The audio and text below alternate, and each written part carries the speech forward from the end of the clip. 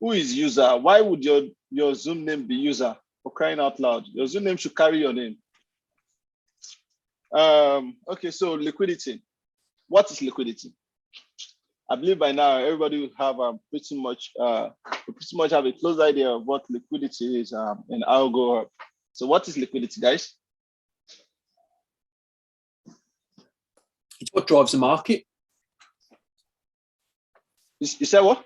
It's what drives the market. Yeah, what drives the market? Okay. Other contribution? Just known points in the market where money is said to be resting based on, like the different types of trading we talked about in the first day. Yeah. Okay, that's number 2. Under contribution? This a block of order, maybe sell, maybe buy for taking out in the future. Okay. You see, that's one thing about liquidity. The definitions are usually fancy. Everybody is always pretty much close to what liquidity is in the market. But the major challenge that people have is when I ask this question, what is liquidity in the market? How do you tell what liquidity is in the forex market? We know it is what drives the market. It's the level that money is sitting on. It's this, it's that. But what is liquidity in the market?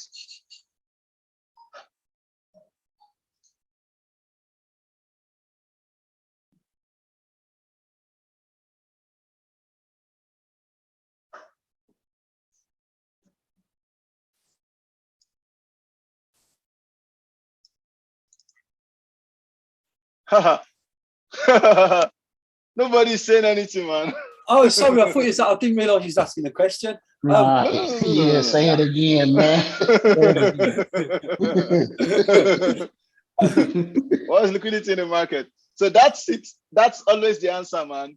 Every time I ask that question, it always comes with a silence. It's just magical. I don't know how it happens, but everybody just goes mute. Then the next thing I do is I put the question in a better way that is going to simplify it to you, and a number of people will begin to get it from here. So this how it goes next. How? We know liquidity is money, right? So how do you provide liquidity to the market? How you as a trader, because there is no money in the market, money is being provided. So the money being provided is what the market is taking to carry out the transactions. Do you understand what I'm saying now? Yeah. So how do you provide money to the market? Here's my stop loss. Somebody says stop loss. Pending orders, things like that. Transacting, basically. Come again? Transacting, so pending orders, things like that. Actually going into the market and placing an order instantly. That's providing liquidity.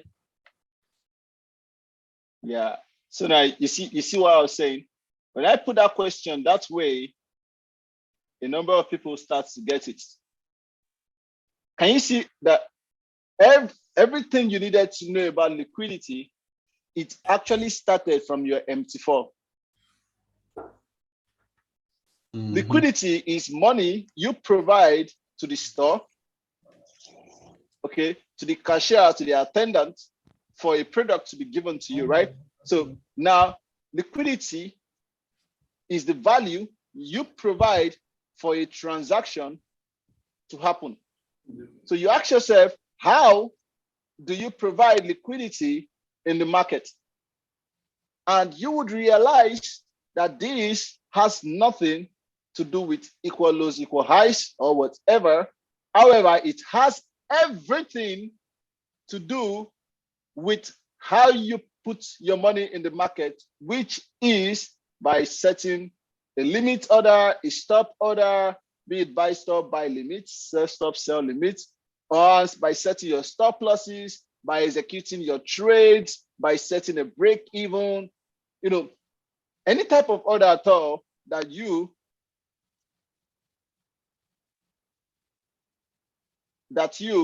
would like to place in the market.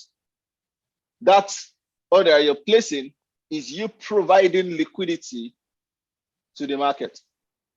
Now, you have stop loss, you have pending orders, you have execution orders, which is market execution.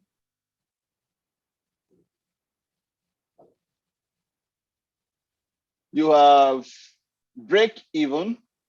Am I correct? Yeah. Is there any other way other than this? Is there any other way your money is being represented in the market? No. Right? There is no other way, isn't it? Or if you have any other one, please let me know.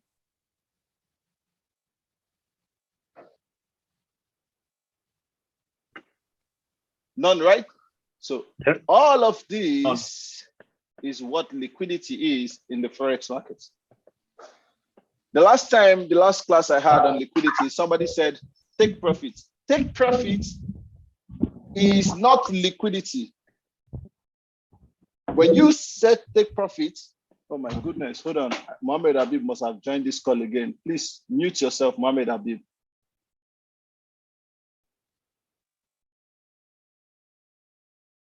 And there is a Toby, please mute yourself.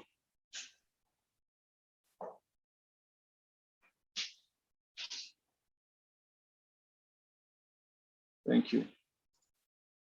Okay, so when you take profits, you are taking liquidity out of the market. You're not providing liquidity to the market. So that is not a liquidity for the market to take. So these are all what liquidity is all about. That's all you need to know about liquidity. That's the end of our education for today. Bye-bye. I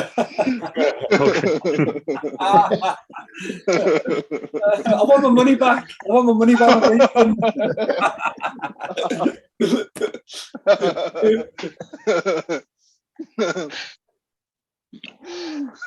Yeah.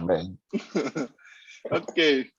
So when we look at the market, at this stage, we all know that everything that happens in the market is a transaction. Yeah. Yeah. So when we look at the market, we see the market gives you, for example, in an uptrend, you see something like, okay, higher high, higher low, higher high, higher low, higher high, higher low, higher high, higher low. Oh shit, it took that low. Could it go? Aha, higher high. You see that? Yeah. Yes. Okay. Give me a sec, please.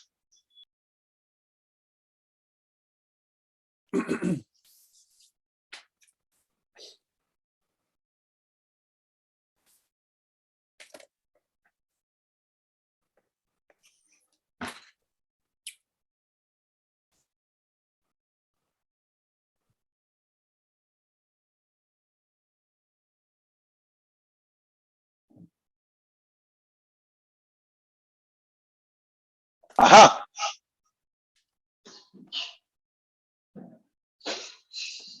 So,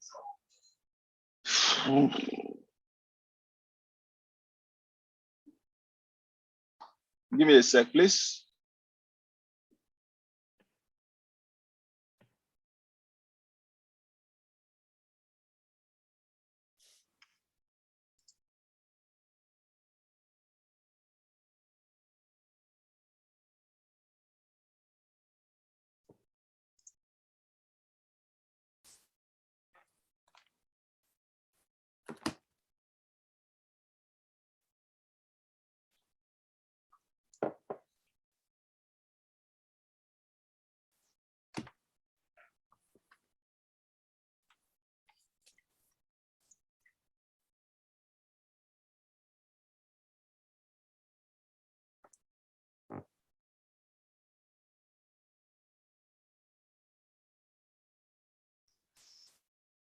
Boom. So we know that the market gives us higher high, higher low, higher high, higher low, higher high. These are nothing but transactions in the market. True or true? True. True. Good. True. Now, in this case, I'll be like, okay, I have 1, 2, 3, 4, 5, 6, 7, 8, 9 good transactions here. Now, all of these transactions wouldn't have happened without liquidity, without money being paid. No transaction can happen without money being paid. Okay, so now we want to tell where the money is in the market. The money is seated where you provide liquidity to in the market by placing those orders. And that is why you, as an algo trader, you need to know where most traders will more than likely put their trades on.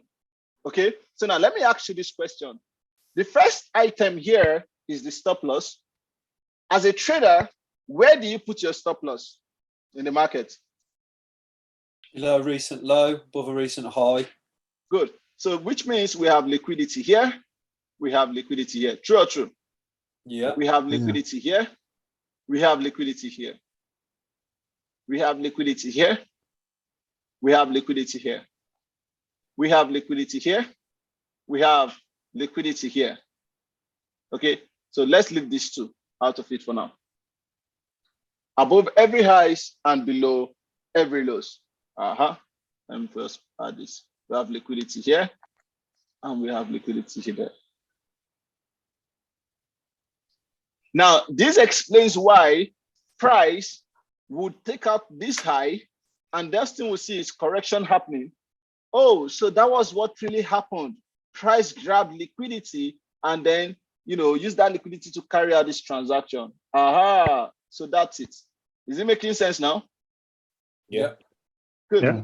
But wait a minute, what is price grabbing here though? Because it's supposed to grab this low to continue higher. At least this is pretty much understandable, yeah?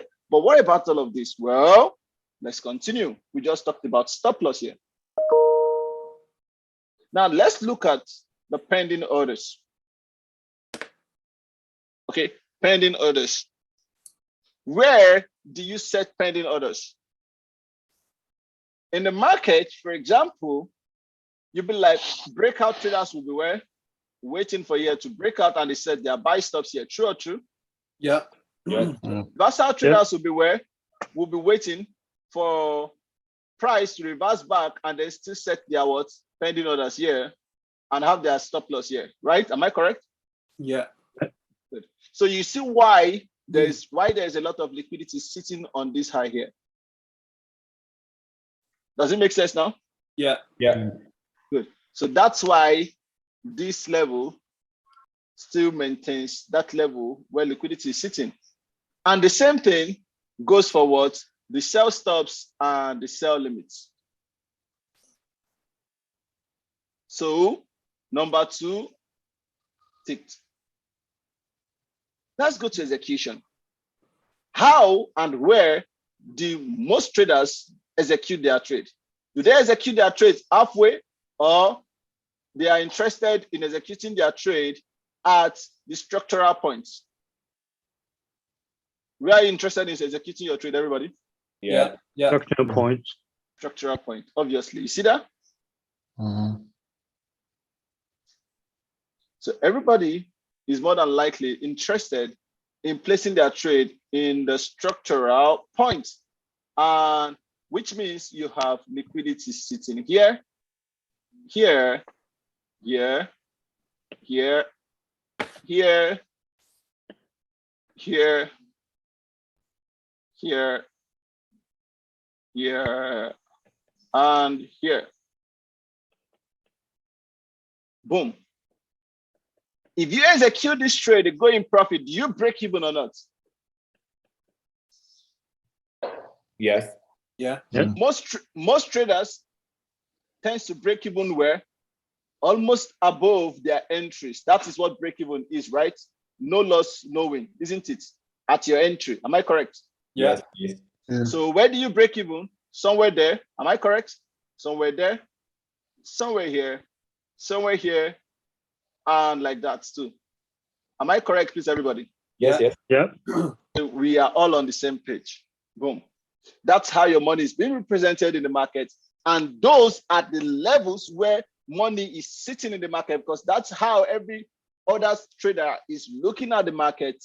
And since you know this now, what you need to do is to watch those levels, watch how price takes that liquidity out, okay, quote and unquote, taking their stop losses out or their break evens, because once the stop loss is taken or the break even is taken, they are out of the trade, hence the market grabbing money to facilitate the next transaction. Does that make sense now, everybody? Yeah. Ivan, are you there? Yeah, I'm here. I'm here. You understand everything so far, yeah? Yeah, I understand everything. Awesome, because you deserve to. You've waited for so long, man. Yeah, I waited for so long for one month ago. I know. I appreciate it, man. I appreciate it. Thanks, man. I appreciate your understanding.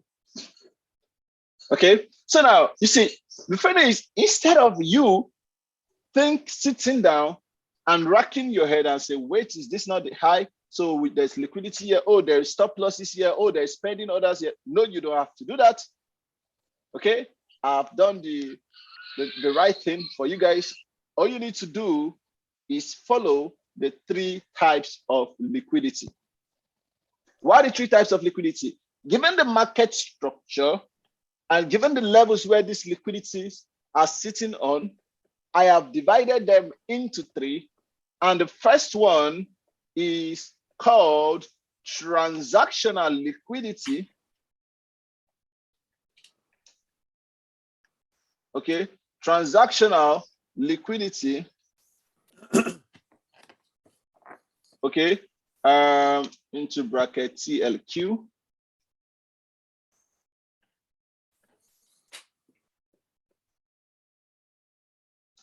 And this is the liquidity for correction.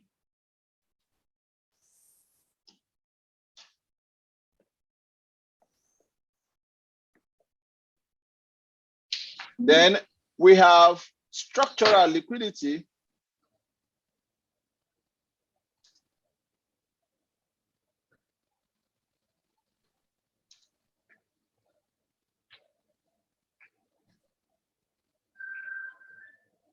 And this is the liquidity for continuation, popularly known in the community as the last high before the main high, or last low before the main low. You must have seen that in the community, haven't you, everybody? Yeah. Yes. And you'll be like, oh, what does that guy mean? Now you know. Now, finally, we have the inducement liquidity.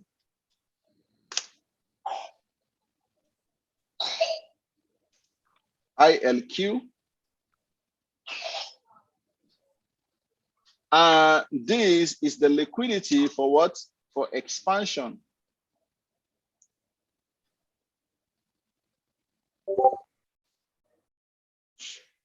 Transactional liquidity, structural liquidity, inducement liquidity. So let's start with the first one, right? Transactional. Hold on, let me drink some water.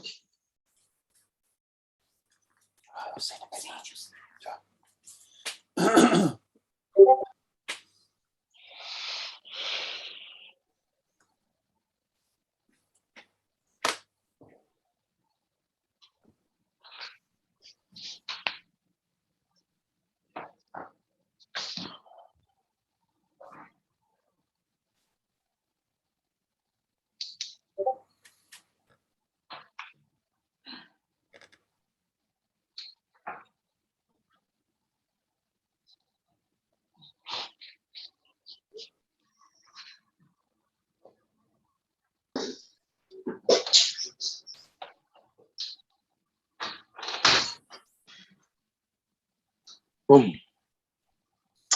So we start with transactional liquidity, a typical uptrend. So we'll start with an uptrend. So in an uptrend, you have higher high, higher low, higher high, higher low. Okay, let me draw this again. Higher high, oh, that's not it. Higher high, higher low, higher high, higher low, higher high, higher low, higher high, higher low, higher high, higher low, higher high.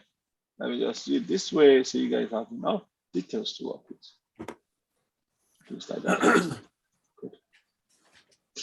Now, after identifying the trend, okay, the first and most important thing is the trend for transactional liquidity. We can tell for sure now that this is an uptrend. True or true, everybody? Yeah, true. Yeah, true. Good.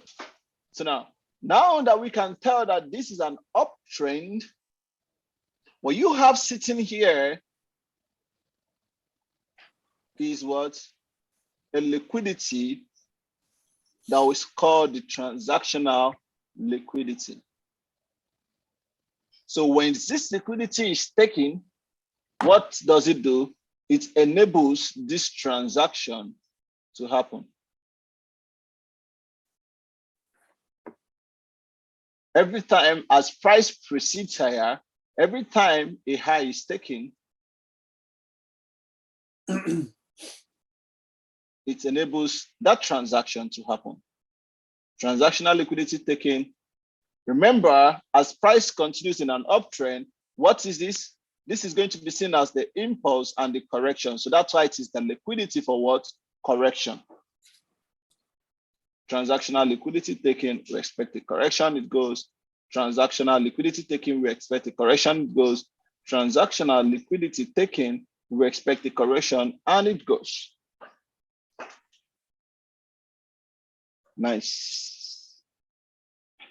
If you look at this closely, you're going to realize that, okay, we could account, at least we could say, oh, transactional liquidity was taken out, wherever. We could account for this transaction. We could account for this transaction.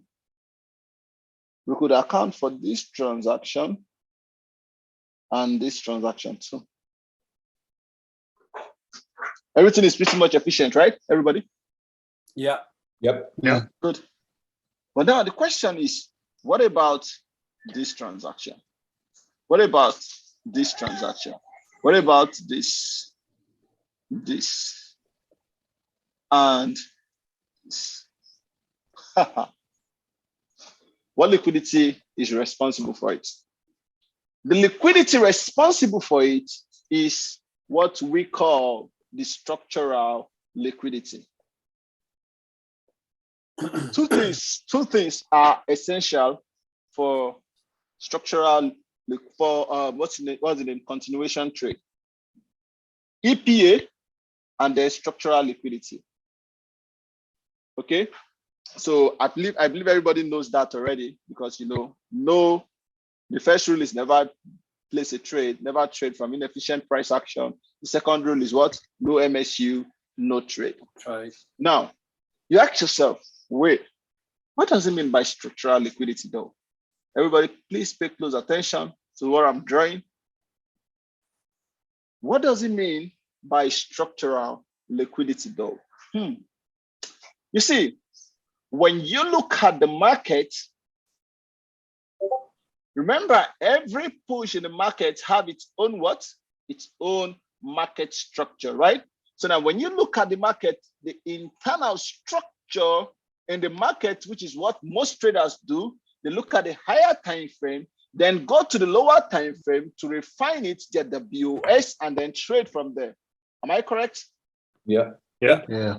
Good. So now the internal time frame will more than be something like this, right? Mm-hmm.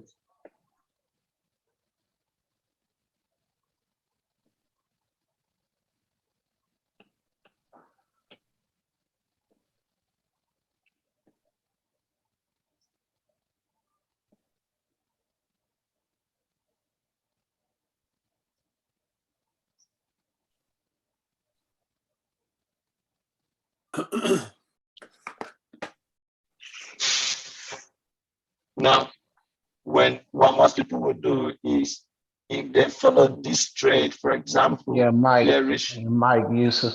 Yeah, bro. You are like a robot talking. Yeah, you turn into a robot, man. Can you guys hear me clearly now? Yeah, now we can, yeah. Yeah. The algo was taking over. I preferred you better the robot way.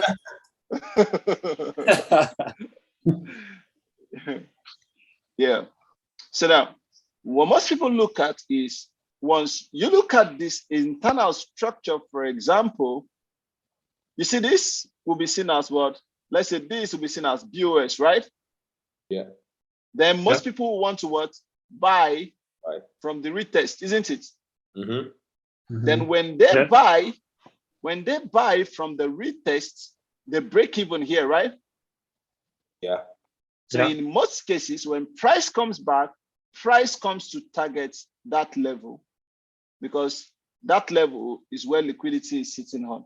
And if you look at this higher, high, higher, low, higher, high, higher, low, higher, high, higher, low, higher, high, you're going to see that we have the main low here, and this is the last low before the main low. Okay. So that is where structural liquidity is sitting on. Okay. So price comes there, takes out structural liquidity, and then continuation happens. Is it clear, everybody? Yeah. So you see here, last low, before what? The main low. Main low. Structural liquidity will continue. You get the logic. You see, the logic tackles how, because remember from the very first day, we said the market is made up of what? Human behaviors. So the logic is to understand the step-by-step process of most individuals that trade the market. How do they behave towards the market? So now, if you look closely, in this case, this is the last low before the main low. Price never got there. Am I correct? Yeah. Yeah. Good. So this is to show you that when you have your structural liquidity level marked, don't always wait to say, oh, price is definitely going to come to that place and reverse. No, don't do that. Price may come, price may not. It is until price comes there, then you react. Remember, never have expectations on price. Just keep listening to the language it's speaking. When you understand better the language it says go, then you can now go. No expectation at all. Okay.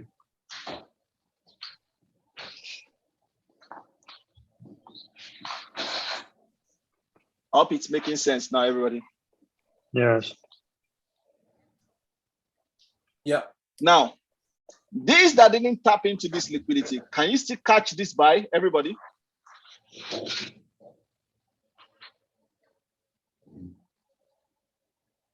Yes. Yes. Why can you catch it? Because you have what? EPA, and once you EPA. have MSU, you can buy. Yeah. Good. And the same thing applies to structural liquidity. I never buy directly from structural liquidity. I never buy directly from, in fact, let me not say I never. In most cases, I don't buy directly from structural liquidity, except I am hedging a trade. That's when I can buy directly or sell directly from structural liquidity. In most cases, I don't trade from structural liquidity, except I am hedging a trade. The reason for this is because structural liquidity is not enough. You don't even know if it will be respected or not. We just know that there is liquidity there. And once it is taken, we can now wait for what? The final confirmation, which is what? MSU.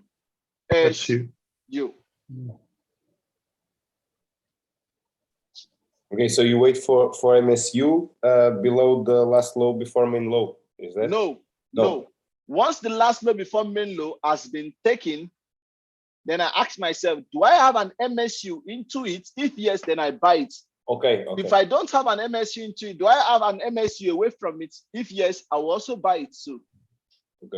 Okay. So MSU still remains the major determinant of me picking that trade. However, if I'm already, for example, I'm already in the sell and I get to that level and I know I'm in an uptrend. Robo, Back to robot. Yeah. Back to robot. I'm back to robot. I think that's my that's my mic though. Perhaps it's low. That's why. Okay. So what's going to happen is I'll join with my iPad for those of you that can't hear me, and then I'll connect to the mic of my iPad while I charge this. Okay. Now okay.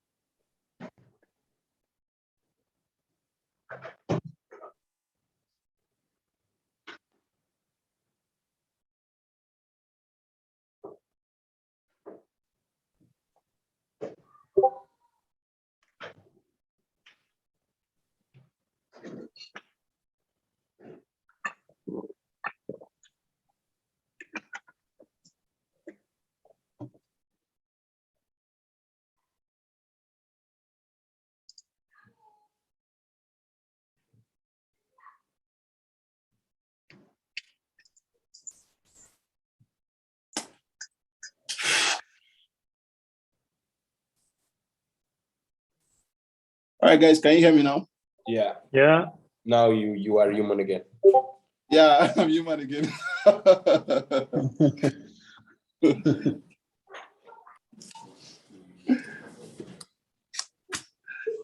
All right. So you get the logic for that structural liquidity, yeah? Yeah. Yeah. Yeah. Awesome. Rodrigo, you saying something to me or to someone else? Okay, I think you're talking to your daughter or son. All right.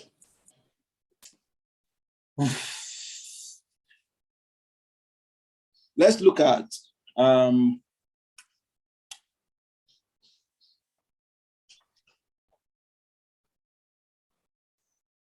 inducement liquidity. But I was thinking though, before I jump to inducement liquidity, let's quickly look at some chart works here. Okay. Yeah. Okay.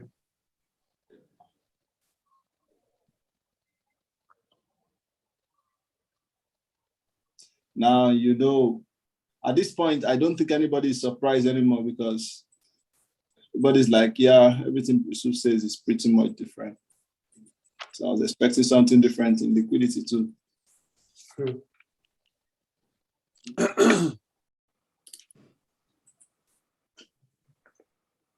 Trade review.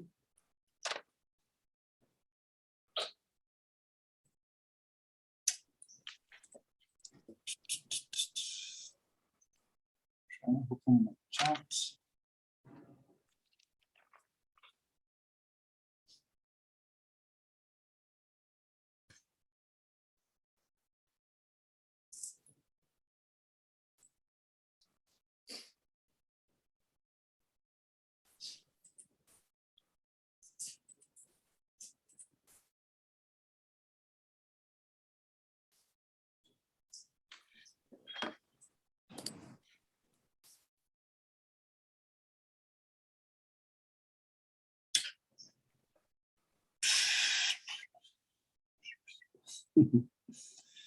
How many of you caught the sell yesterday? That's mighty sell.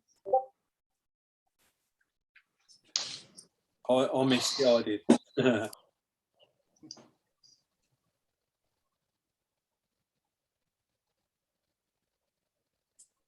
That guy sold like a bitch.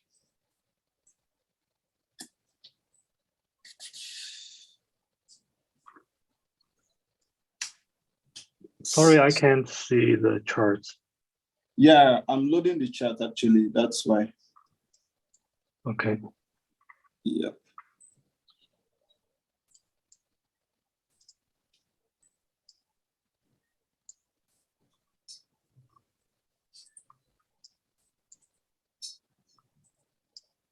Should be able to see the charts now.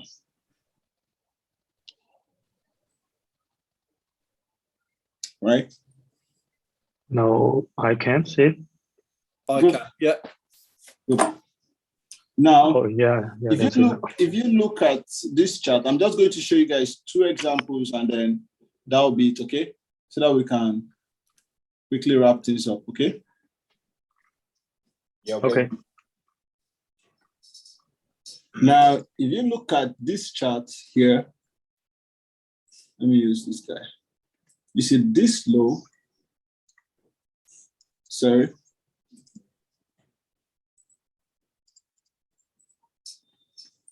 Now, you see, based on substructure, there was a break here, so price continued higher, okay? Then it continued lower, okay? So if you look at what happened here, I don't want to draw with free hand because it won't be accurate. But if you look at this low, all the way here, you see, at this point here, the new, what we had here was lower low, lower high, lower low, lower high, then again, lower low, am I correct? Then lower high, right? Then lower low, then lower high. Right? Now, this push, after price came, this push is together. In all of this push, is this the last high before the main high or not? Yeah. It is, right? Yeah. So, Yes. Yeah. so what I'll do is, I'm just going to put a square here, a rectangle. I'll just drop it there for now. Now, let's see, let's let that screen. Now, if you look at all of this push here, is this the last low before the main low or not?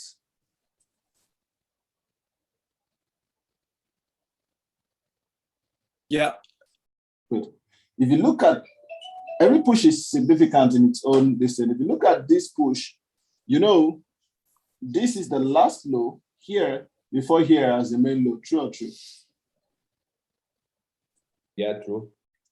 We have MSU here, that's fine. These are, in this MSU, all of this, you have lower time frame last high before the main high, last low. It is fractal in nature, obviously. Those are liquidity levels. And all of these things that works, that are objective, they're always fractal in nature, okay? Now, let's extend this into the future. Boom, structural liquidity. You see that? Yeah. Boom, structural liquidity. You see that? Boom, structural liquidity. Can you see where market is turning from majorly?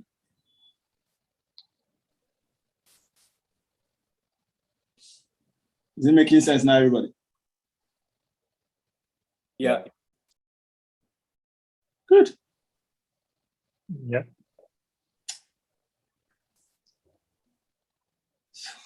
That's for that one. I don't want to touch more than that. But if you look at this chart, you would see a lot of lovely trade efficiency, price sold, then it made lower low. Am I correct? Then it made fake BOS. Then it made what? Lower low, lower high, inducement. Then what? Mitigation, and voila. We'll go again.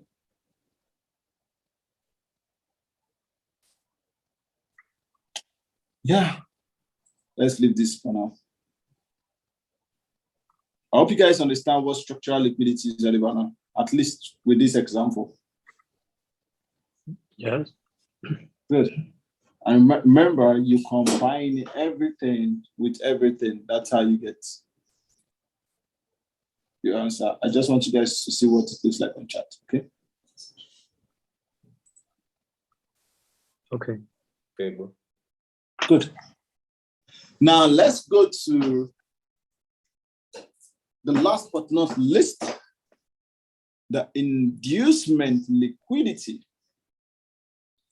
You guys know what this is already, but then for those who don't know, let's put a system to it, okay? Now, inducement liquidity, for example, in an uptrend, is always sitting in the new higher low created. So if I have this push, this push, this push, you all will agree with me that I have a low, a high, a higher low, and a higher high.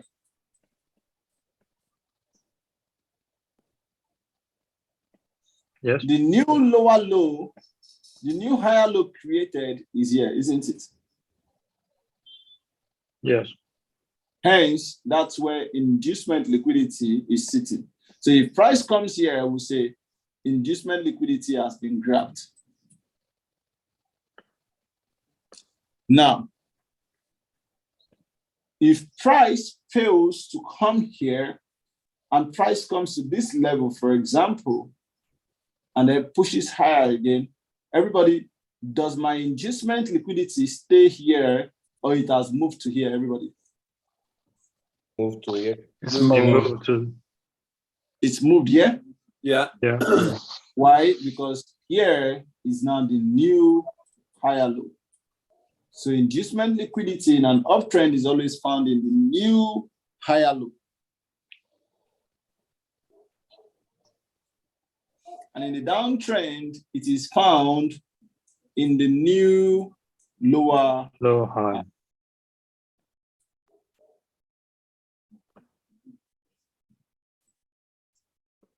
here. That's the new lower high.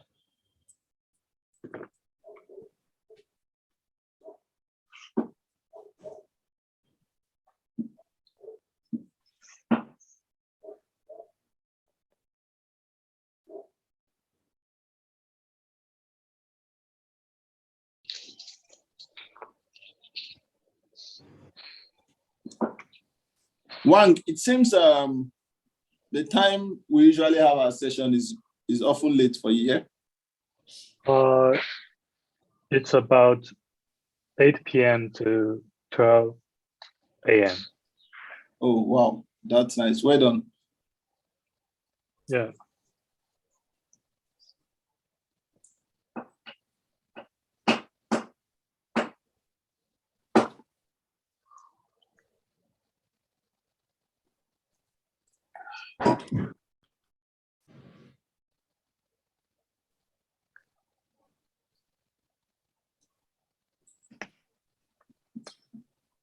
Now, we mentioned that inducement liquidity is the liquidity for what? Expansion. Expansion. But what does that even mean, though? You see, when you look at this market, for example, you would agree that there is liquidity here.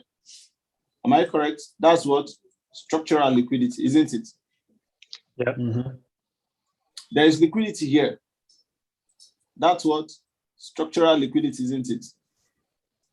Mm-hmm.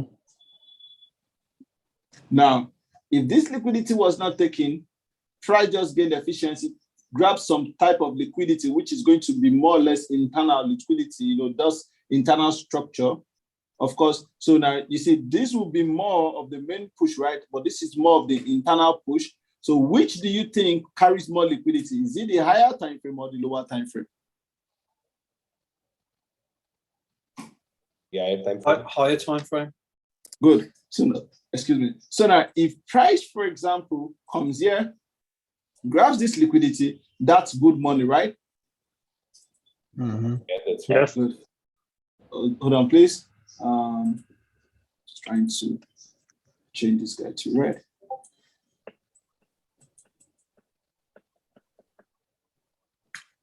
So hold on.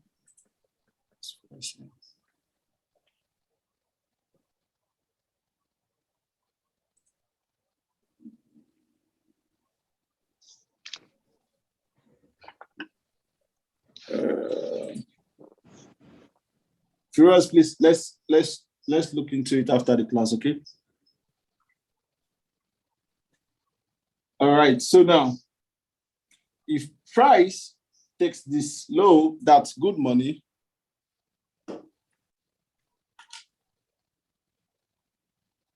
Now, good money taking, price continues higher. We're happy. Now, if this is 500 pounds, 500 pounds here, give you nice moves. If 500 pounds is taken, here is another 500.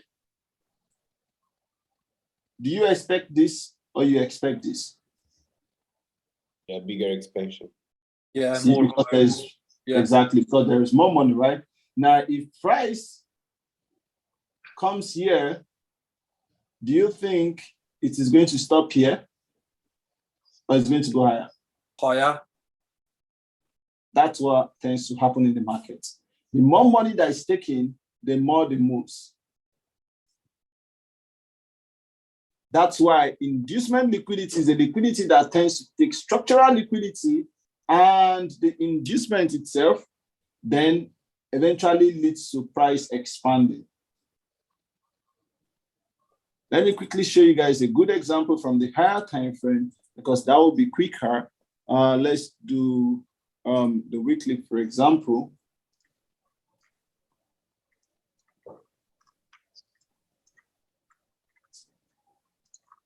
Now, if you look at this weekly time frame, what do you have?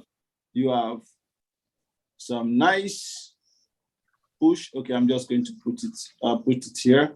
You have this nice push, higher high, higher low, higher high, higher low, higher high. What's that? Fake BOS, inducement, expansion. Right? Lower low, lower high, lower low. What's that? Fake BOS, inducement, what? Expansion. Fake BOS, inducement, what? Expansion. Even in between here, you have fake BOS, inducement, what? Expansion. Can you guys see it? Yeah, yeah. Now, with this, let me show you guys something from yesterday. Do you know why this price dropped this much? No. Can somebody tell me why? Yeah, because for the news yesterday, no? For what? For the news yesterday. Something, I didn't even know there was news. Bro, something to do with the coronavirus news or something, I think. bro, I tell you, all those news is just a reason to push the market more. The market still uses liquidity all the time. Do you know we've cut every single news since the beginning of this year that I started this whole thing? We've cut every single news on EURUSD in the community. Huh. Every single news. It's always based on liquidity. Yesterday, I'm going to teach you guys something now on premium discount and equilibrium pricing, showing you guys an introduction to what transfer of money is, and you will see how that happened yesterday. Now, what do you think is here? Stops. Was it grabbed or not? Yeah. Yeah, there's like a break even. Grabbed, isn't it? Now, what stop was this? Is this a higher time frame or a lower time frame? Higher time frame. Our If you time, look right? at if you look at this closely, you're going to see that this is, we're on the 4-hour time frame. Even on this 4-hour time frame, we have a lot of noise, right? Yeah. Mm-hmm. Yeah. You go to the daily time frame, watch. Damn, load quick. Don't have time for this. Good. Now, on this daily time frame, you don't have a lot of noise, but you still have something to say, oh, there is noise, right? Yeah. So daily time frame is actually good. There is less noise. Now, this liquidity here was taken. You see that? This liquidity, remember, I don't know if it was you guys I was analyzing this with. I said this was from a weekly demand. So we're looking at price taking out this high initially to this level or somewhere here, which is the next efficiencies, right? Now, price took out this liquidity. This we can claim to be a daily liquidity level that was taken. Since price took out this daily liquidity level, okay, this is a magical setup I want to give to you guys. It works all the time. But I've never said it to anybody before because I don't want anybody to say, oh, but you said it works all the time, like 100%. I've actually seen things that works 100% in the market, but I just don't like talking about them. Now, if you have, let me show you, let me quickly draw this out for you guys. If you have a daily liquidity grab, for example, okay, let me do it this way. Let me use this as an example, the way it is here. If you have a daily liquidity grab, never expect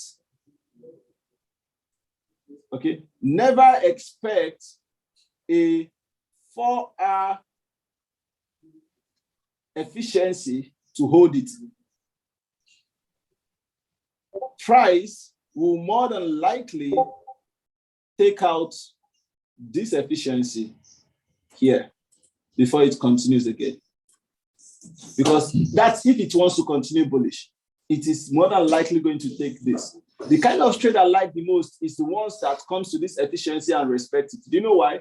Because once it respects this efficiency, the efficiency bearish, it will definitely respect that one and continue lower. It happens all the time. That happens all the time, 100%. But please, after today, even if you don't understand this, don't ask me about it again because I'm not going to talk about it. I don't want anybody to have something that say, oh, but you said it's 100%. Are we together? Yeah. Yeah. Good. So then you see, a daily liquidity was grabbed. Don't expect a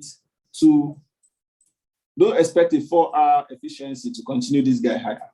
It is more than likely going to take out the 4-hour liquidity before it can continue higher, and you're pretty much trapped here. If the delivery is still bullish, this will more than likely break the next time. But if you didn't take out this low initially and the delivery continues from here, this will more than likely go lower before it goes higher again.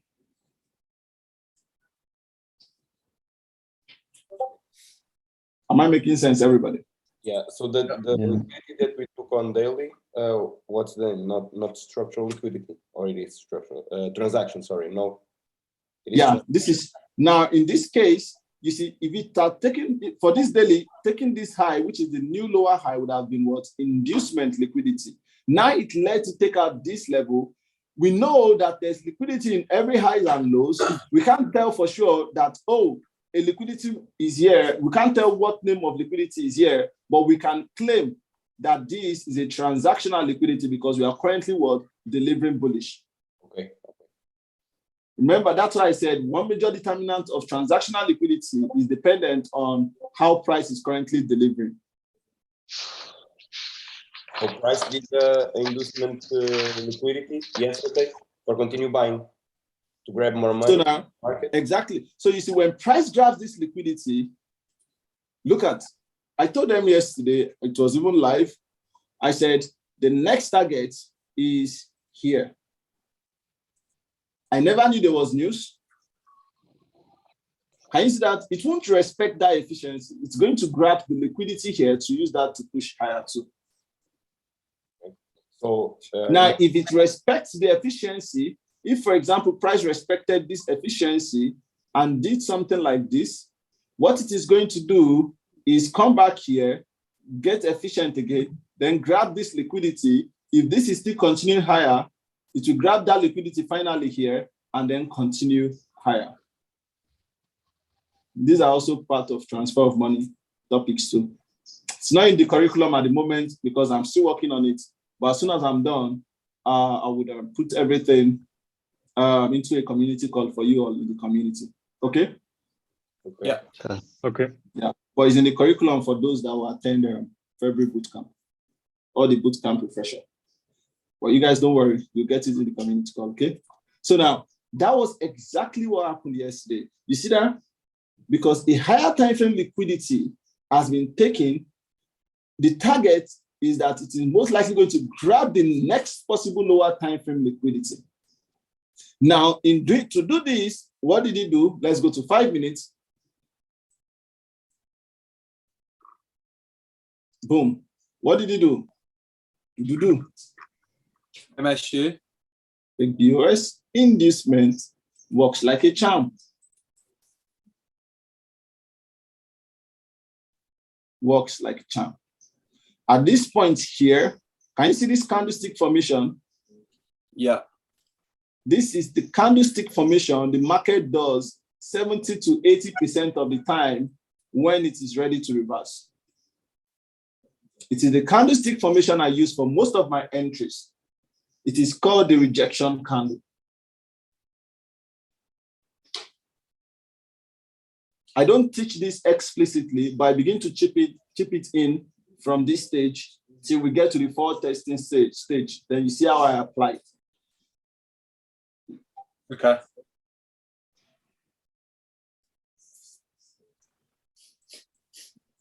Okay. Now you can see here, after that liquidity grab, what happens again? Can you see the rejection candles? Yeah. Exactly. Yeah, 70 to 80% of. there was Now, selling there. what do you say? There were people selling there on the rejection candle on the community. I saw. Yeah. Those that have thought those cheats. Now, aside from even people selling there was actually a reason to sell there on the 1 minute.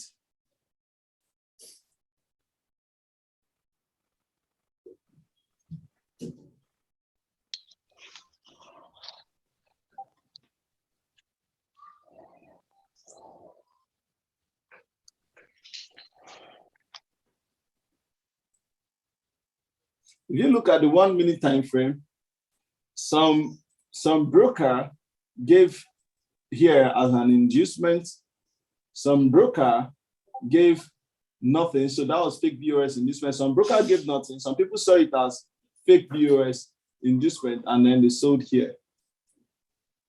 But those that switched quickly to 5 minutes saw rejection candle and like, okay, let's just jump in. If you look at this now, let me show you guys something. For those of you that are aware of what's the name?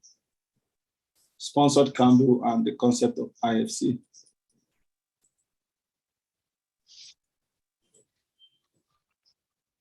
Do you see that? Yeah. Now, oh shit. Yeah, that. Yeah, we'll talk about this in our next. That's next thing we're talking about, equilibrium pricing and how transfer of money works. Can you see that? 50%.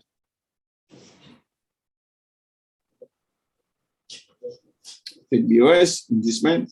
There you go. Rejection candle, execute, blah, blah, blah. Pum, pum, pum.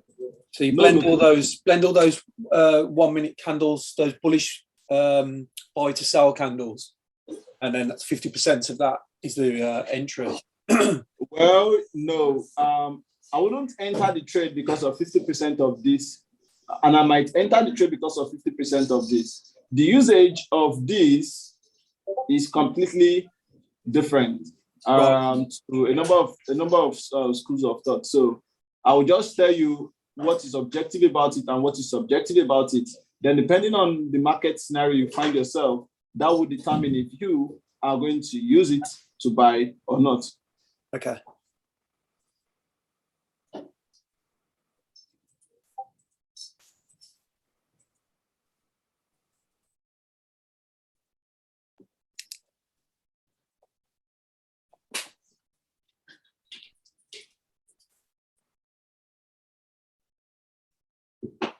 Yeah.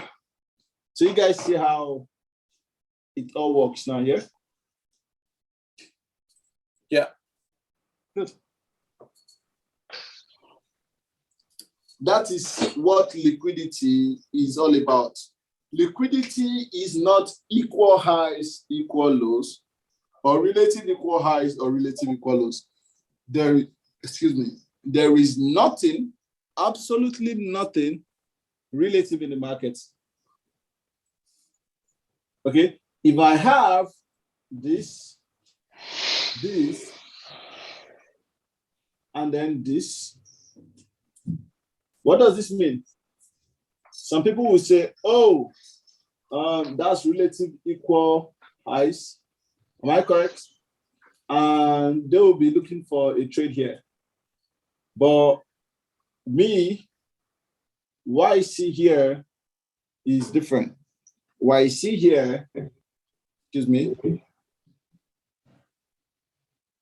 So what I see here is liquidity sitting here, and this liquidity taken, liquidity sitting here. That's all. Mm-hmm. So I believe price can actually take out this liquidity here, mitigate this tiny thing here, and then drop. Maybe do something like this. I will say this guy while you are still looking at relative equal highs. You need to understand. You need to understand how the liquidity works in the market. It has nothing to do with relative. It has nothing to do with order flow. And the concept of order flow, objective way of looking at order flow, falls in equilibrium pricing actually. But then we quickly chip that into. I didn't even teach the other guys, not group A, not group B rather. I'm talking about the guys who left the October group earlier. I didn't teach them anything about the equilibrium pricing thing. I'm just teaching it now to you guys, and then I taught it to group B yesterday.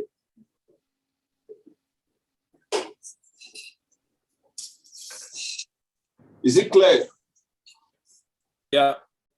Good. Good. So when you look at the market, every time you want to pick a trade, you have just 4 questions at the back of your head. The first question you're going to ask yourself is, where is the next EPA? You identify it, then you ask yourself, where is the next inducement liquidity? You identify it, then you ask yourself, where is the next structural liquidity? Then you identify it, then you ask yourself, where is the next transactional liquidity? Now, all your trades must come from only these 4 levels. And those 4 levels, preferably look for them on the higher time frame. So when you look for them, for example, on the 1-hour time frame, then you also look for them again on the 5-minute time frame. Having an idea, pay close attention. Having an idea of what it looks like on the 1-hour time frame, for example, let me use blue to indicate my 1 hour in an uptrend. Let's say I have this guy and then I have this guy. So now, if I look closely at this, my next inducement liquidity is where? Here. Am I correct, everybody? Yeah. Yeah. Yeah. Right? Transactional liquidity has been what's taken, isn't it? Yes, it is. Yes. My next efficiency starts from where? Here also. So right now, what am I expecting? I'm expecting possible correction, right? Yes. And my next structural liquidity is where? Is here. Yeah. These are all the levels I'm interested in targeting for my higher time frame.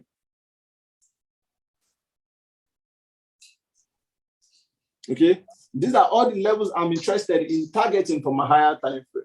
Now, there are also the levels I'm interested in picking trades for my higher time frame. Liquidity for entry, liquidity for exit.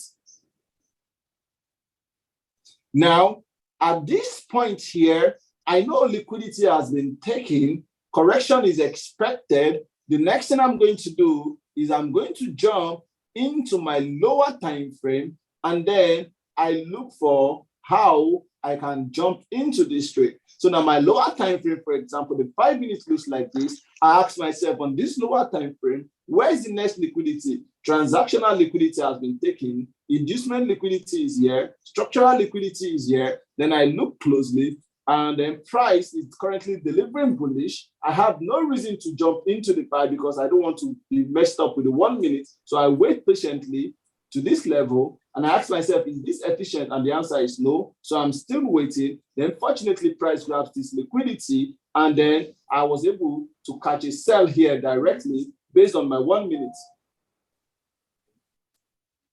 Do you guys see that? Yeah. Now, if I catch this trade, where is my target? My target is what? The next liquidity level on the 1 hour, and also the next efficiency on the 1 hour that was initially identified. Then price goes and drops. And I'm excited about it. I took partial because H1 is now efficient. Then price comes back here. My 5 minutes, is it efficient or not? Yes. Yeah. Yes. Can I sell? Yeah. No. Yes, I can sell because You it's can efficient. sell. You can sell. But will I sell? MSU. No, I need an MSU for me to sell. And Yeah. then price continues here, and then price does something like this. Now, will I sell? Yes. Yeah. Then I sell this 5 minutes level using the 1 minute MSU, and it continues again like that. Now it taps here, I begin to watch closely for a buy. You see that? Then price goes there, I'm still watching, goes here, I'm still watching, goes up, I'm still watching. Then boom, price taps here. Do I have an MSU into this inducement or not? Yes. Yeah. Yes. Then I buy my 1 hour liquidity based off the 5 minutes. And where do I target next now, everybody? The next 1 hour liquidity levels, which is where and where? The next liquidity level is the last high before the main high. Then we have here, since we are considering this as an uptrend, as the next transactional liquidity. You see that, everybody? Yeah. Now, if price continues, for price to continue higher, I'm also going to keep looking at the way this cycle is downward. That's the way I'm going to keep looking at it again to see if I would catch a buy opportunity and more buy opportunities till price goes higher. Can you see how the higher time frame is the entire guide for everything that you deliver on the lower time frame now?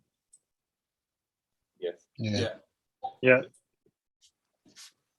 Interesting, right? I hope it is making sense too. Yeah. Sorry, bro. Yes. Just one question. Please ask. Don't zoom out, bro. Sorry for me. Yeah, to... I'm not zooming out. I just want to. Can I annotate, bro? Can I annotate? Yeah, you can. Wait, hold on. Okay.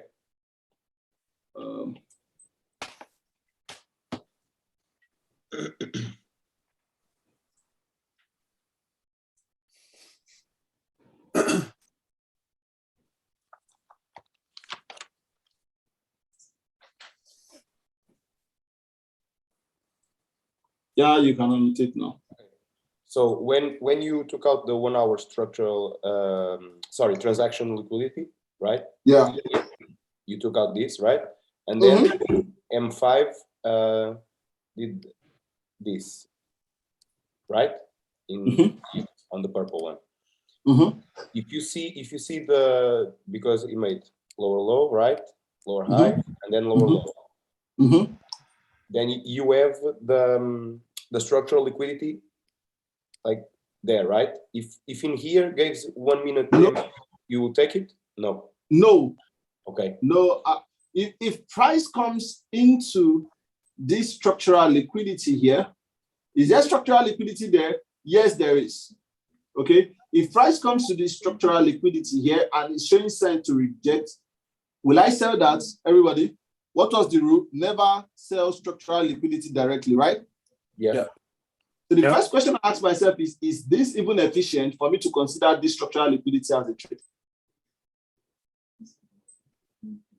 Do you understand? Now it is not efficient. Okay, but price tapped into the structural liquidity and it's rejecting. For me to be able to sell this, do I need an MSU or not?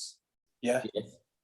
Yeah, I need an MSU for me to sell this. But even if I have an MSU here, I still wouldn't sell this. Why? Because it is not yet efficient. So you need a new low.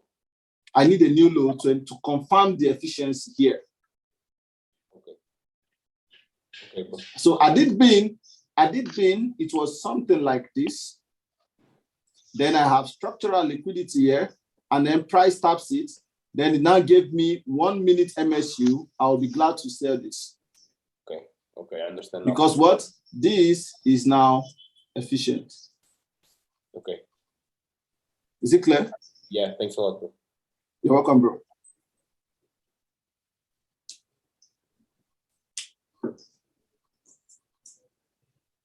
Logic. Now, be careful with transactional liquidity, because transactional liquidity can also be inducement liquidity. Because if you look at this, we're looking at here as a next transactional liquidity, but also it turns out to be what? Fake BOS and inducements too. Can you guys see that? However, it was fake BOS and inducement here, but it turned out to fake, and this was seen as transactional liquidity. So be careful about it. What can you do about it? Nothing, but you can always look at this level first as a liquidity level before you start attaching a name to it. So irrespective of it being transactional or inducement, you know that this is a liquidity level and your trade is only going to happen at the follow-up MSU. Does it make sense now, everybody? Yeah. Good. That was my main doubt, because I thought that for us to sell, imagine on the transaction liquidity, we need to have first imagine M5 BOS and then an MSU, but we don't need to have it, right? Yeah. We don't need to. You don't need to what? Because if we approach transactional liquidity like this, like this, you know, liquidity has been taken. You're looking for a sell opportunity. Yes, but imagine so in getting your sell opportunity, all you need is a delivery like this. You need an MSU, an efficiency, all the rules you'll be given to still get into that trade. The purpose of transactional structure and all of this is to show you the cycle in the market, how price tends to move from structural to transactional to inducement to efficiency, and price does this continuously. That is the liquidity cycle. It happens on all time frames. So what we do for intraday trading, we try to identify those levels on the 1 hour time frame or the 4 hour time frame or the 15-minute time frame, depending on how price is at that particular day. If price is not noisy, we use a higher time frame. If price is too noisy on the higher, if price is too noisy on the lower time frame, we use that. What I mean by lower time frame is if price is too noisy on 15 minutes and 1 hour, you use the 4 hour to identify the key liquidity levels, which are nothing but these four, right? Then if price is less noisy on the lower time frame, then you identify it on that lower time frame. But the most important part of it all is that to deliver the price into those levels, you always use the 5-minute time frame. That is why I told you guys 5 minutes is the most important time frame for intraday trading.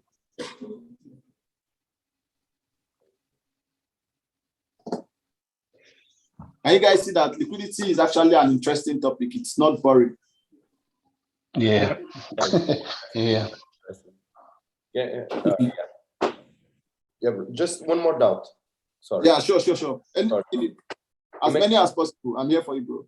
Imagine this. I'm going to draw this circle in here. Okay. Mm-hmm. Imagine we have the transactional liquidity is there, and we approach it like this. Okay. Imagine this is M5. Okay. And I'm going to do on yellow M1. Imagine this is M1. We didn't break M5, right? Mm-hmm. But the price went there. I can sell this MSU. Mm-hmm. I can sell? Yeah, you can sell. Okay. Transactional liquidity was taken on the higher time frame. Okay. And that caused you to look for a sell opportunity. That sell opportunity is based on the MSU that happens here, or efficient pricing that happens here. Okay. Even without the break of structure on M5, imagine. It doesn't. Remember, you don't need break of the structure. Yes. We've thrown away break of the structure a long time ago. Yeah. Okay, bro. Now I understand. That's why you don't need the break of. I was a little bit confused, bro, about that. Yeah, thanks a lot. Break of the structure keeps you stuck to POI trading. Yeah. Hey, Yusuf, I got a question. Shoot, man, I'm here for you. So like he was saying, once the transactional liquidity is taken, like you said, you sitting there looking at the 5 minute, looking at either EPA or 5 minute MSU. So either one of those two then allows you to go to the 1 minute and look for an MSU, basically, right? To sell. Yeah, I would, once I find either of both, then I can now go to the 1 minute to pick my entry based on MSU or efficiency, based on the fractal nature of the education from the beginning. But I have to see it first on the 5 minutes, because I'm delivering the 1 minute into the 5 minutes target and the 5 minutes into the 15 minutes or the 1 hour target. Yeah. So I need to set my direction right first from the higher time frame. Yeah. Okay. Awesome. Anybody got any other question?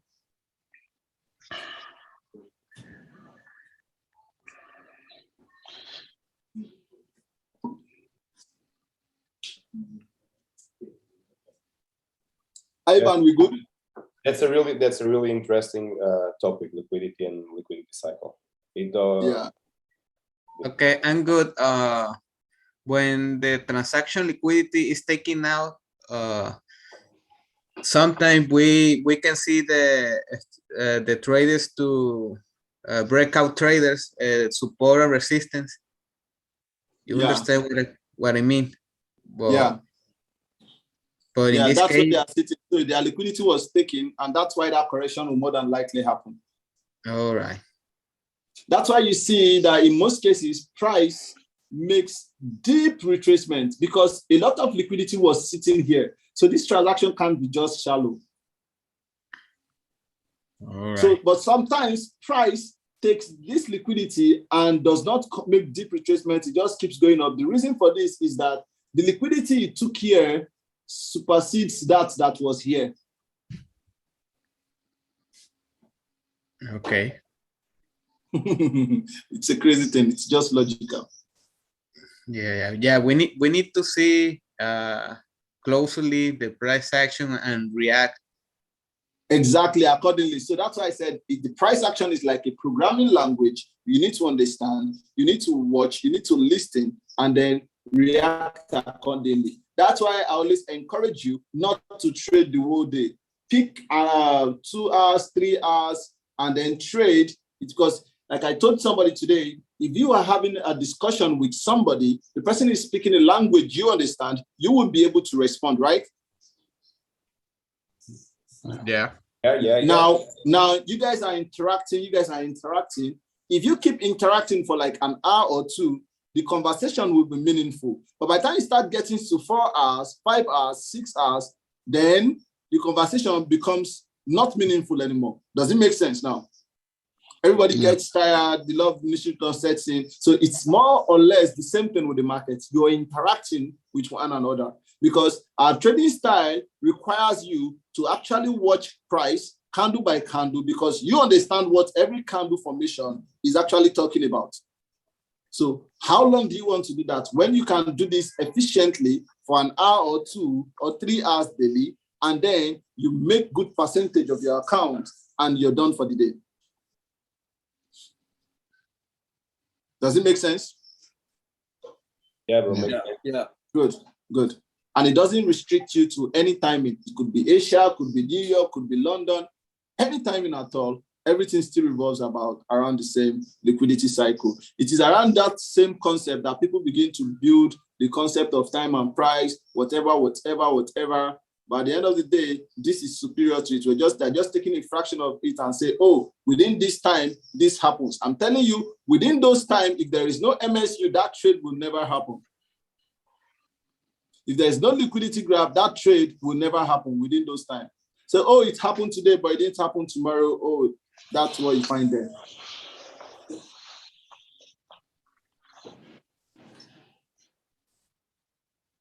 Is everything clear?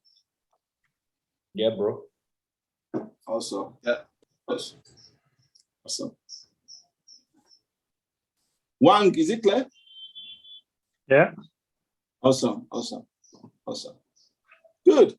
So let's look at this pretty little guy. And then we'll take a break. Then we'll continue with algo market structure, shall we? For now, take a screenshot if you need to, as I will be clearing the screen.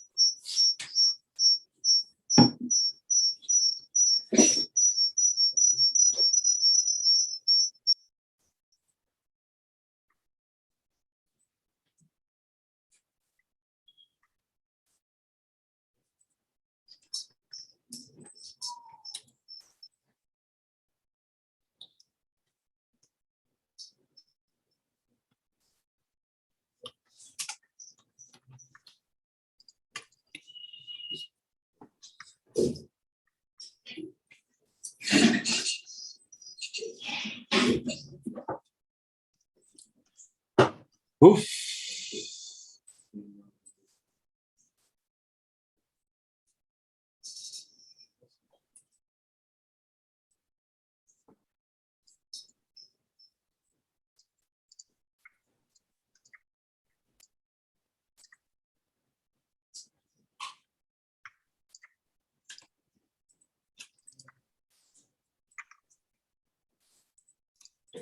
Yusuf, one question. Ask. What do you think about the box of the Asian session? Is liquidity or no? You want my honest opinion? The answer is no.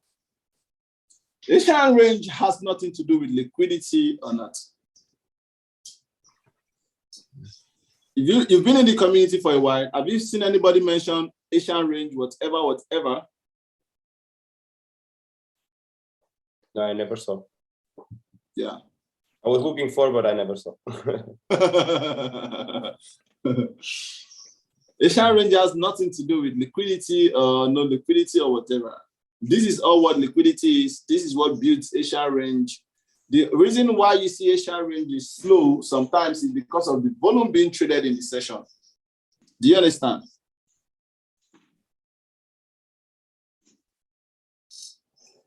Okay, thank you. Thank you for the answer. You're welcome. You're welcome, brother. You're welcome.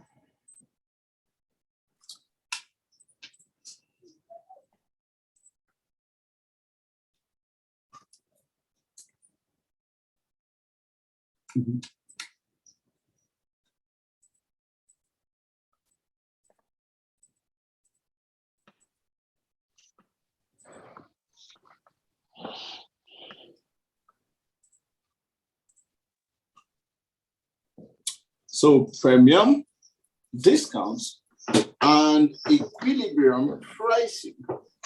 Now we know that in economics, there is something called the demand curve, right?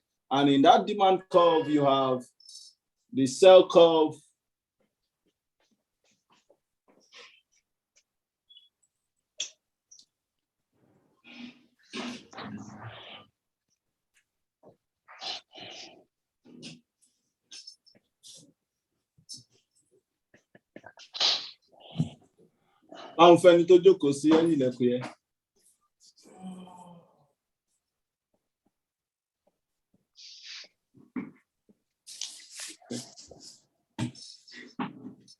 now you have equilibrium,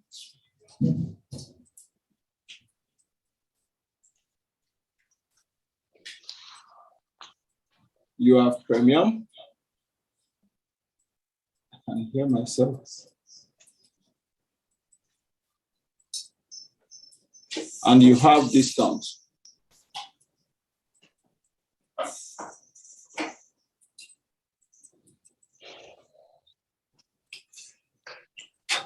Now, applying this to the market, a number of people apply it as such. It'd be like in a downtrend, for example, you have lower low, lower high, lower low, right? And when you have this, especially smart money concepts, they tell you what there is that from this low, excuse me, so from that high to this low, then equilibrium here. You say here is premium.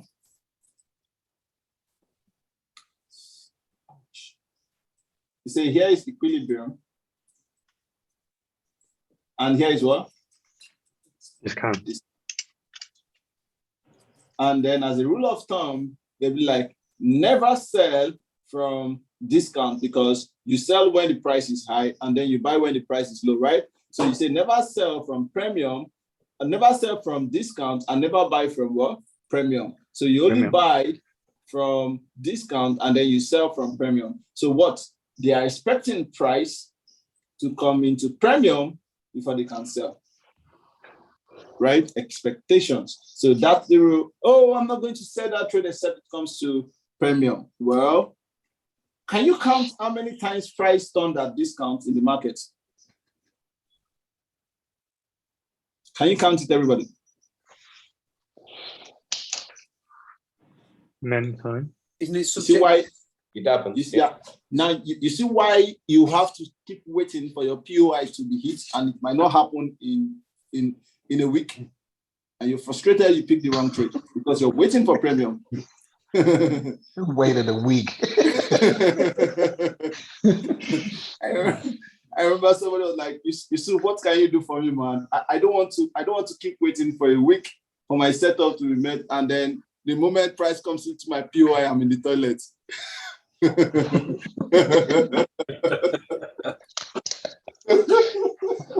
I thought I'm out of the toilet, the trade is gone. I have to keep waiting again.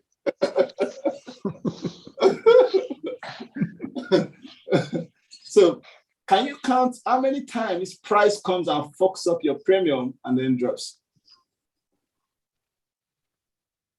A lot. A lot. Does price comes to premium and drop? Yes, it does. Right? But that is not objective. And the same thing applies to what? Discount. So we don't consider premium or discount in our trading.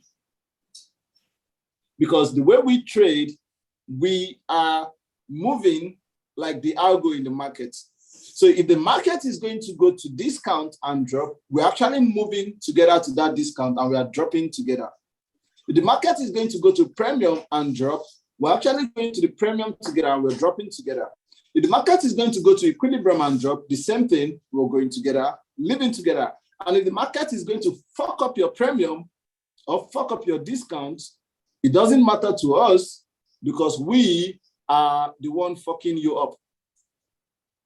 Does it make sense now? Yeah. Mhm. Yeah. Okay. So if you look at it logically as an algo trader, based on what you guys have learned so far, you would tell that, oh, looking at this market, your next possible level is here for to get. And you'd be like, no. You pack a bunch of smart money traders. You'd be like, no. I'm not selling that trade until it takes here. And smart money trader will be like, no. I'm going to sell it here. No, this is premium. And then he does this. And the person will be like, how did you know? What happened? What did you say? Say, oh, nothing. I just waited for price to come to this level. Then after I did BOS, then I sold. Oh, so it was still BOS. Yes, it was BOS. Just leave me the trouble away, please. So that's how it works, man. I remember there was this time I was getting a lot of questions on my DM. Somebody was asking me, why did you sell there? That day I was in the mood. I was in the mood for fun. So to catch cruise, I was like, well, I felt like selling, I sold, and then the market sold.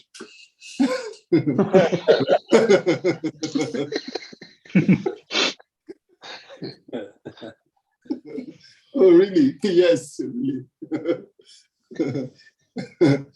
Try it.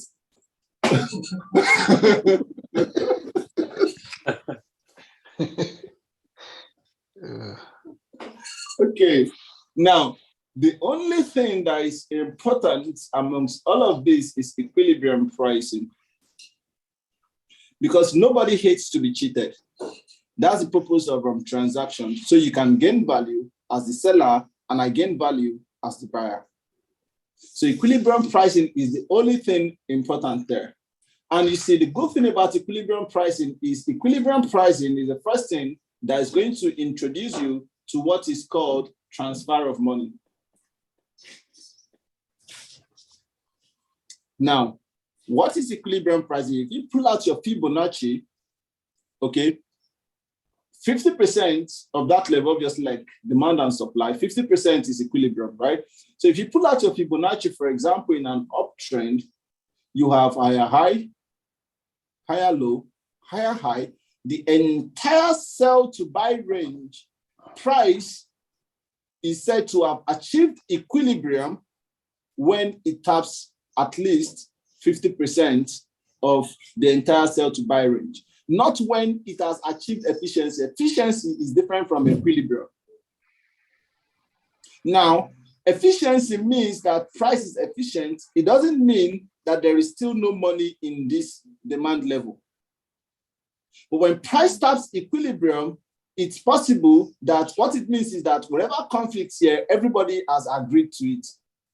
So there's a huge possibility that when price visits this demand level, again, in the future, it is more than likely going to take it out. Everybody, please pay close attention. Because the money here has been agreed upon, so there is more or less no more money here. That is why you would notice sometimes on charts, which happened yesterday, happens every day, you see price does something like this, taps equilibrium or more, goes higher, taps efficiency, goes higher, comes and induces your efficiency, then goes higher. Then the next time it is coming down, you think it is going to induce this low, but it takes out the whole thing, taps structural liquidity, and then continues higher. Why? Because this already tapped into equilibrium. So there was a huge possibility that there was no money here. There was no money here. So just that this is the structural liquidity, and it grabs everything and continues again. Can you guys see why I said it introduces you to transfer of money, telling you how money is being transferred in the market?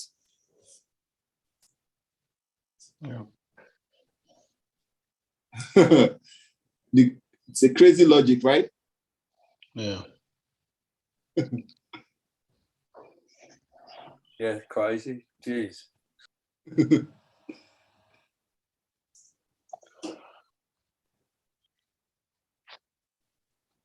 So this is the reason why when you want to pick entries, you look closely at that zone of your supply or demand, looking at how the 1 minute delivered.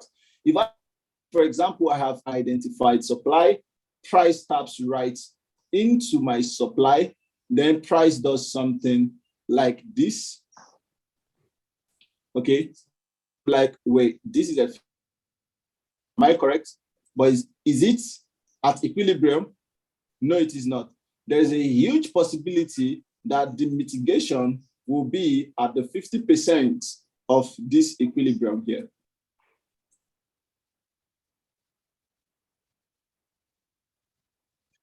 Okay. Okay.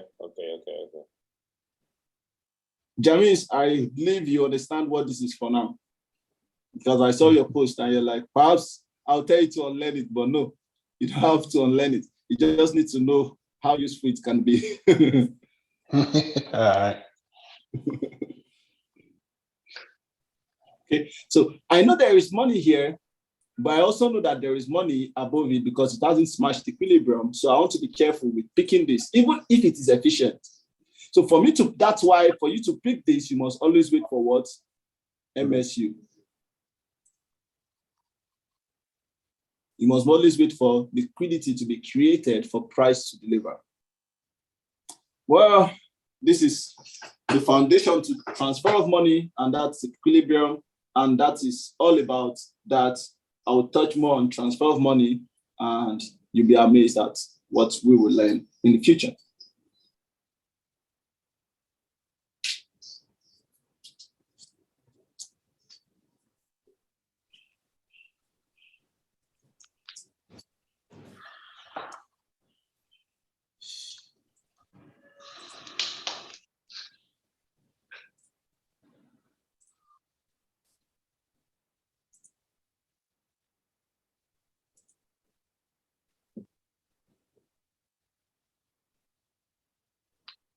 Oof.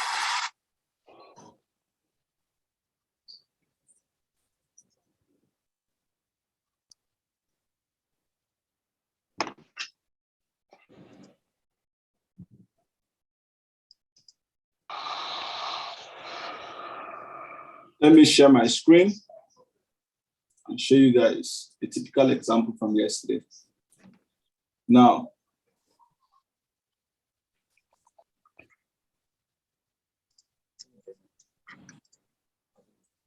you all see my screen, yeah?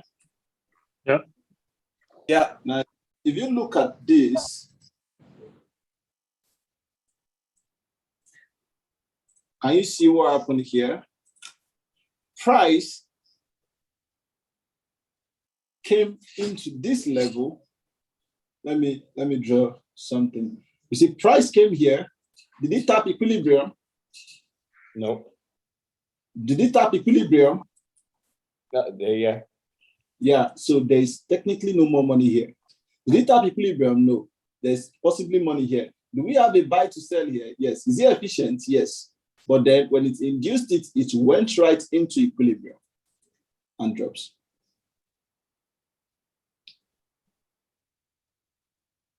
That was yesterday. Now, let's follow all of this that happened here. Going bullish. You have this entire buy to sell range. Okay, sorry. You have this entire buy to sell range.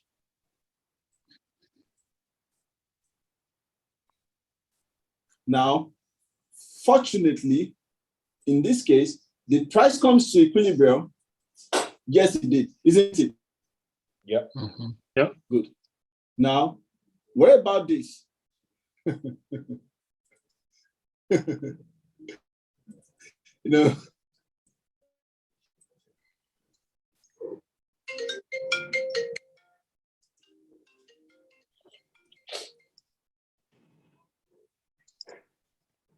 Aisha, I'm in class. I'm at work. I'll call you back.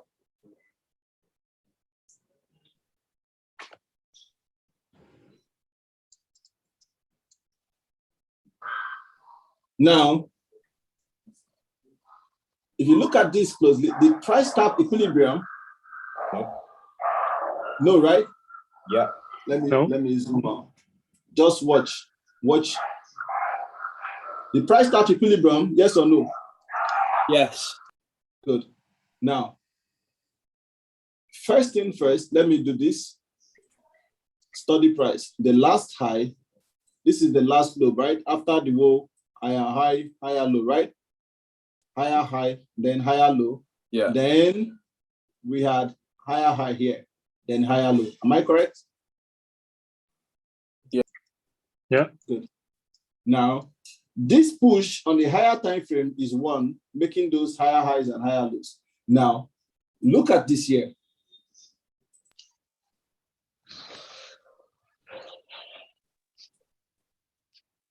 Below this, there is still money because equilibrium has not been tapped, which means I should be careful for picking trades on this efficiency here. Can you see that?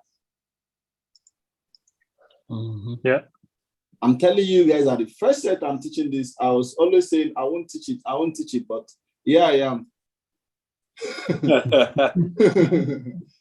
Going in depth. Now, when price comes here, I have to be careful because there is money here. When price came here, did it react or not?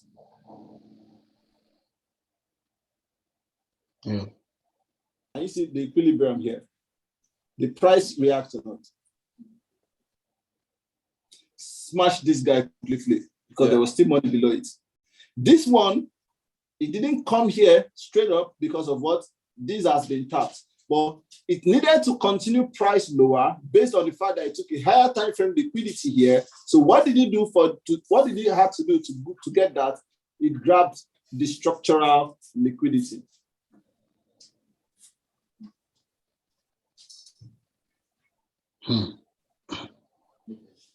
Can you see that? Then it took that into this level and then dropped. So you can see how you can analyze and have, I know you had confidence in this before, but you can see how this can give you crazy confidence. Yeah. You can tell, particularly you can pinpoint where the money is in the market. My head's about to explode. Jeez. That's crazy. Man, So once the liquidity cycle has been set, you've identified those liquidity levels you want to pick your trade from, you can pinpoint how the money is being transferred within that liquidity level, and then you can pick that trade with confidence.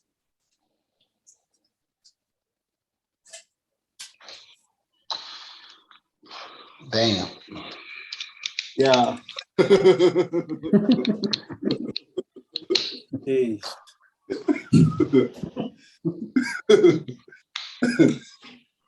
This was yesterday, not cherry picking anything.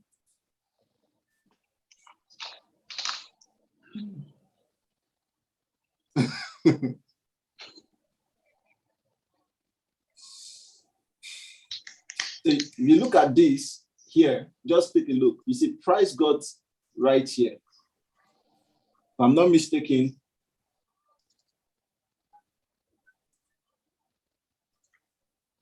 there you go, right at the equilibrium.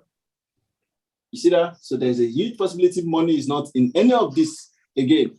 Remember what you said about higher time frame, and that's what gave this free fall. But even in between, you can tell if there is still money or not, if there's still money or not, if there's still money or not in between.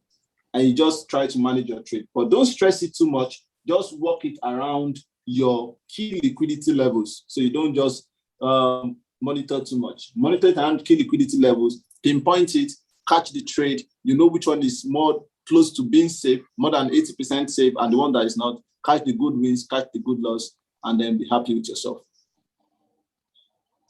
Transfer of money.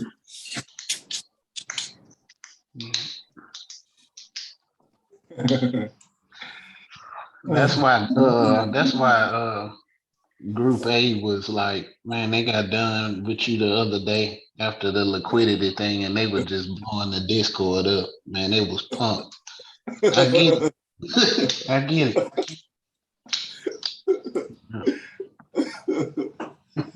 Yeah, man. So let's take a short break before we jump into algo market structure. Okay. Okay. Okay.